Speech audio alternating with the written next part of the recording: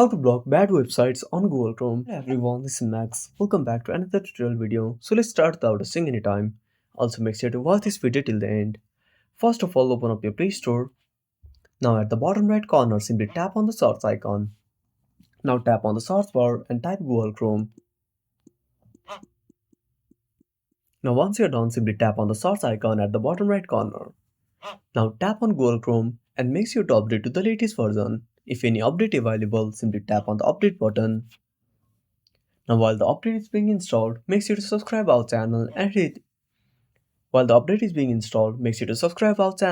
the bell icon. Now after installing the update, simply tap on open. Now tap on the search bar. Now type google.com. Now click on search. Now scroll down. Now tap on settings. Now tap on search settings. Now scroll down and tap on save search. Now select filter. Now go back and that's it. Thanks for watching. Make sure to subscribe our channel and hit the bell icon. See you in the next video.